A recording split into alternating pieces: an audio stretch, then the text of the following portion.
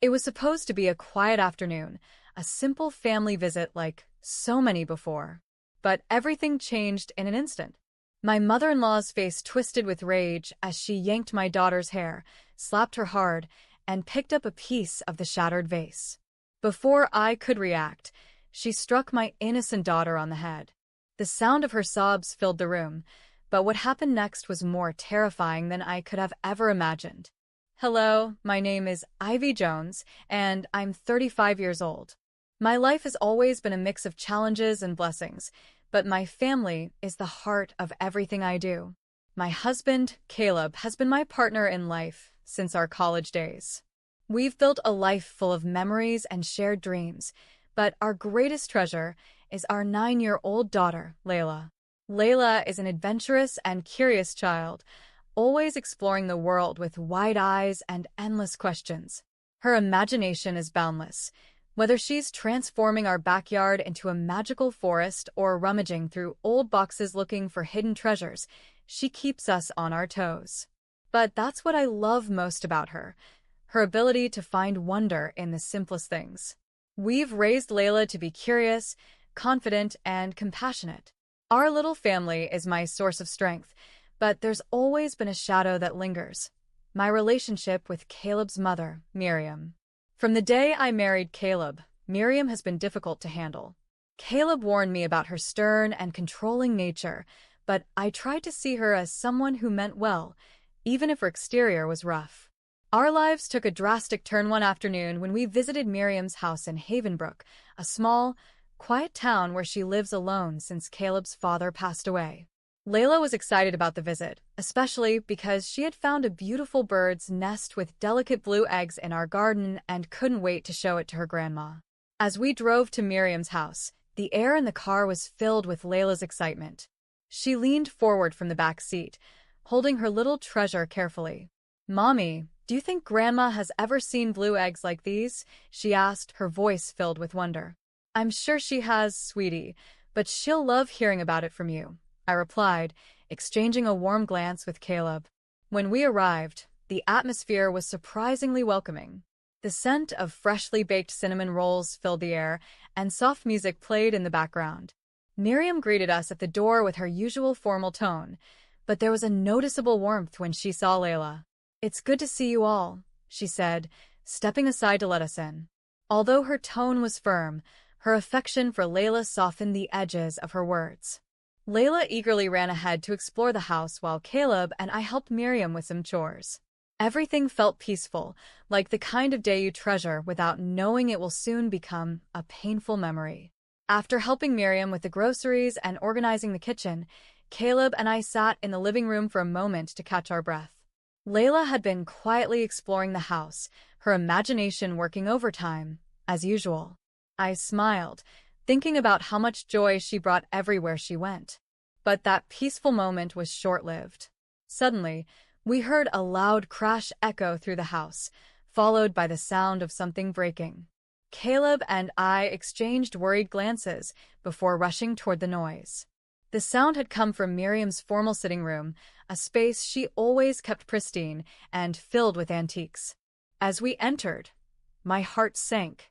There, in the middle of the room, Layla stood frozen, tears already welling in her wide eyes.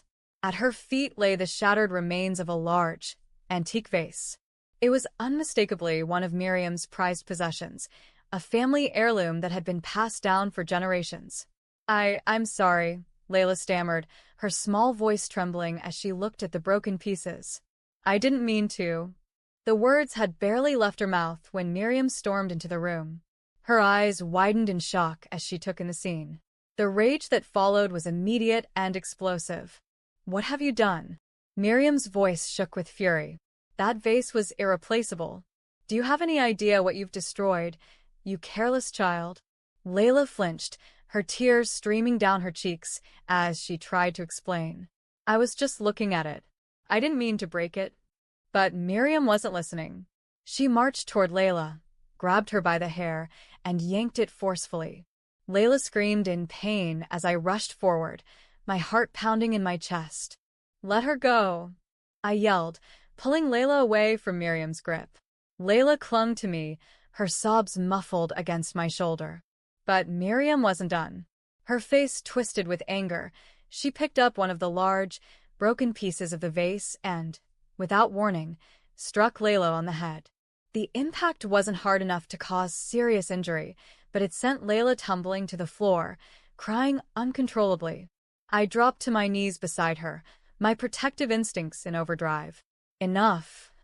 Caleb's voice roared from behind me. He grabbed Miriam's arm and pulled her back. "What is wrong with you, Mom?" "She ruined it," Miriam screamed, pointing at the broken vase. "That vase meant everything to me, and your daughter destroyed it like it was nothing. She's a child." I shot back, my voice trembling with both fear and anger. "You had no right to touch her, let alone hit her." Layla continued sobbing, her small body trembling as I held her close. My mind raced as I tried to process what had just happened. This wasn't just a loss of control. It was something much darker, and I knew we couldn't stay in that house any longer. Caleb's face was a mixture of shock, anger, and disbelief. He stared at his mother, shaking his head as if he couldn't recognize her. I cradled Layla in my arms, her sobs breaking my heart with each breath. "We're leaving," I said firmly, standing up with Layla still clinging to me. Caleb nodded, his lips pressed into a thin line. He didn't say another word to his mother as we walked toward the front door. Miriam stood there, glaring at us, but she didn't try to stop us. Her anger was so consuming that she didn't seem to care that her son and granddaughter were leaving in tears. As we stepped outside, the cool air hit me like a wave of relief. But the tension in the car was suffocating as we drove home. Layla sat quietly in the back seat, her small body curled up as she wiped her tear-streaked face with her sleeve. I kept glancing at her through the rearview mirror, my heart aching at how pale and shaken she looked. "We need to take her to the hospital," I whispered to Caleb. He glanced at me, his grip on the steering wheel tightening. "She hit her head. I can't take any risks." "You're right," he replied, his voice barely above a whisper. "We'll go straight there." When we arrived at the hospital, Layla's whimpers broke my heart all over again. She clung to my hand as we entered the emergency room. The nurses were kind and gentle, quickly guiding us to an examination room. A doctor arrived soon after, carefully examining Layla's head and checking for any signs of serious injury. Caleb and I sat silently by her side, holding her hands as she lay on the examination bed. The doctor reassured us that there was no internal bleeding or fractures, but Layla had visible bruises and a small bump on her head. "The physical injuries will heal," the doctor said softly, "but you should monitor her closely for emotional distress. Something like this can be traumatic for a child." I nodded, biting my lip to hold back tears. Caleb sat beside me, his hands clasped tightly together, as if he were praying for strength. I knew he felt just as helpless as I did. As we waited for Layla to be discharged, she clung to her stuffed animal, her fingers gripping it as if it were her only sense of safety. The image of Miriam pulling her hair and hitting her replayed in my mind like a nightmare. I couldn't believe that the woman I had tried to respect and understand had done something so cruel. Caleb finally broke the silence. "I'm sorry," he whispered, his voice cracking.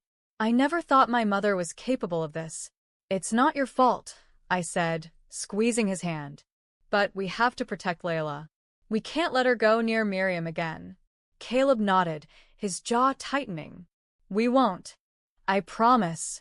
We sat in that hospital room, waiting for Layla to be cleared to go home, but I had already made up my mind. This wasn't over. Miriam's actions wouldn't go unpunished. Once Layla was discharged, we drove home in silence. Layla had fallen asleep in the back seat, her face peaceful, but I knew that the emotional scars she carried would be far from easy to heal. As I watched the streetlights flicker past, my mind was racing. I couldn't shake the image of Miriam yanking Layla's hair and striking her with that broken vase piece. It felt surreal, like a nightmare I couldn't wake up from. When we got home, I carried Layla to her room and tucked her into bed. She stirred slightly, but didn't wake. I gently brushed her hair back, pressing a kiss on her forehead. I promised myself that I would never let her feel unsafe again. Closing her bedroom door quietly, I headed to the living room, where Caleb was sitting on the couch with his head in his hands.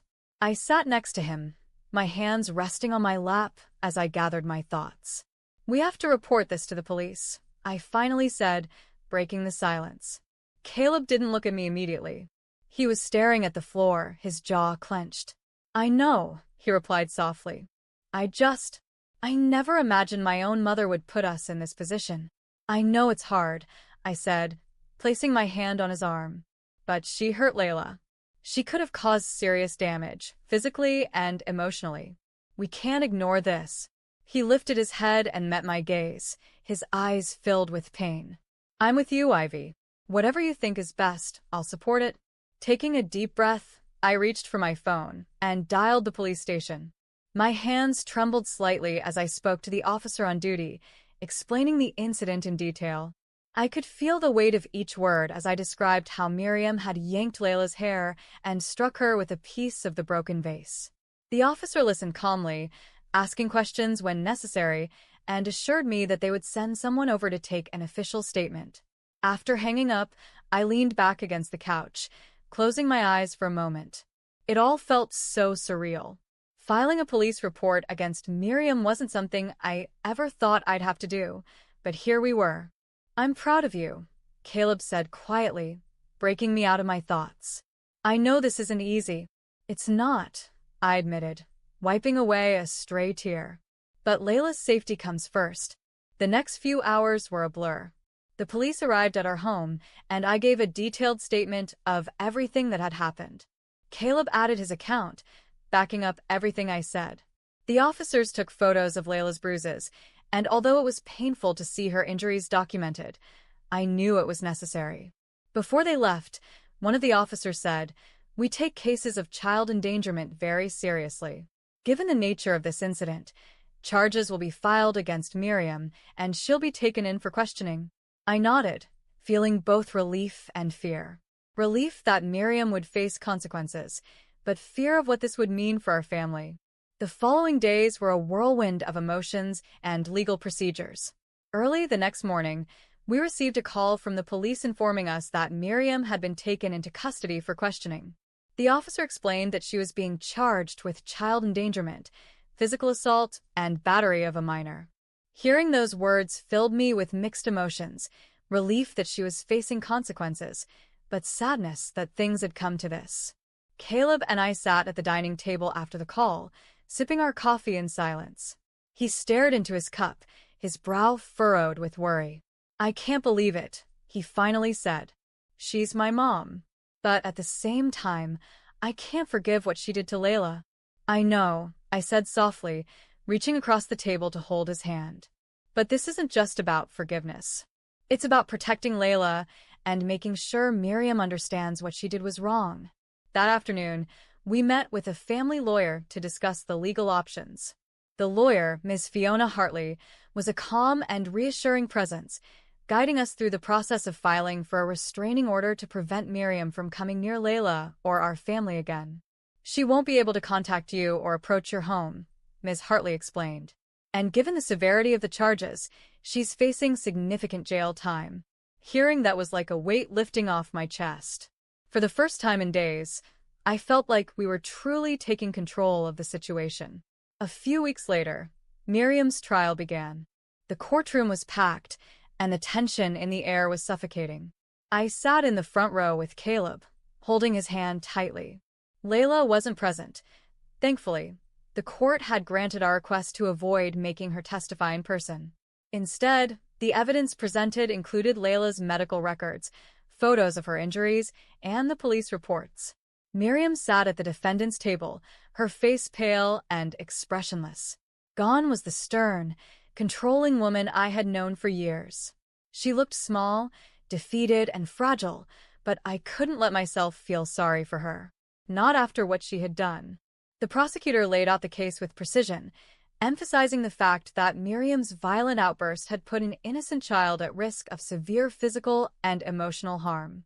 The broken vase, once a symbol of family history, had become the centerpiece of the prosecution's argument, a metaphor for Miriam's inability to prioritize her family over her pride. Our lawyer presented our side with clarity, showing how the trauma had affected Layla's daily life. We shared the steps we had taken to help her heal, including therapy and counseling, but the damage was undeniable. Miriam's defense lawyer tried to argue that it was a moment of temporary frustration and that Miriam had no history of violence. But the evidence was too strong to ignore, and the prosecution countered that Miriam's obsession with control had led her to cross a line that could never be undone. After days of intense testimonies and emotional recounting, the courtroom was filled with hushed silence as the judge prepared to deliver the verdict. My heart pounded in my chest, my hands gripping Caleb's tightly. We had relived the trauma over and over during this trial, from Layla's cries of pain to the sight of Miriam standing over her with the broken vase piece. Now it was time to hear whether justice would be served. The judge's voice echoed through the room as he announced the jury's decision. We find the defendant, Miriam Hayes, guilty on all charges, including child endangerment, physical assault, and battery of a minor. A rush of relief overwhelmed me. I didn't even realize I was crying until Caleb gently wiped the tears from my cheeks. I glanced at Miriam, who sat motionless at the defendant's table, her head lowered. The woman who had once been a force of control in our lives now looked defeated, but my sympathy was gone. She had crossed a line, and her punishment was deserved. The judge continued, outlining her sentence.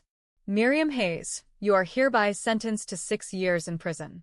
Additionally, you are prohibited from contacting the victim or her family during your incarceration and after your release, under the conditions of a permanent restraining order. Hearing those words felt like a weight being lifted off my shoulders. Miriam's access to us had been permanently severed. She wouldn't be able to hurt Layla, or any of us, ever again. Caleb sat still for a moment, his eyes focused on the floor. I knew the emotional toll this was taking on him. No matter what his mother had done, she was still his family. But as I reached for his hand, he squeezed mine tightly, silently telling me that he understood this was the right outcome.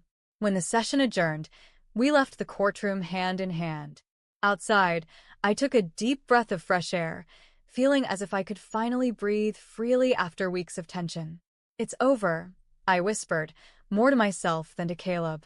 Caleb looked down at me, his eyes filled with both relief and sadness. It's over, he agreed. Now we can focus on what really matters, Layla. In the days following the trial, the reality of Miriam's absence slowly sank in. While it was a relief to know she couldn't harm us anymore, the emotional damage lingered. Layla's laughter wasn't as bright as it used to be, and she had become more cautious, often clinging to me or Caleb whenever we left the house. We knew healing would take time, and we were prepared to do whatever it took. To help Layla recover, we continued her therapy sessions with a child psychologist. At first, she was reluctant to talk about the incident, but with the help of creative activities like drawing and role-playing with dolls, she began to express her emotions. One day, during a session, she drew a picture of herself holding my hand with the words, "I feel safe with Mommy." Seeing that brought tears to my eyes, but it also gave me hope. Caleb and I also sought counseling for ourselves. I had been carrying so much guilt for not stepping in sooner, guilt for trusting Miriam despite the red flags. Caleb struggled with his own guilt and conflicted feelings about his mother. Through therapy, we learned to let go of that guilt and focus on being the best support system for Layla. Our friends and neighbors played a huge role in our healing process. They brought over meals, organized playdates, and sent supportive messages, reminding us that we weren't alone. Layla's friends helped bring back her playful spirit, and their laughter slowly began to fill our home again. On the other hand, Miriam's actions had become the talk of the community, and many people who once admired her distanced themselves.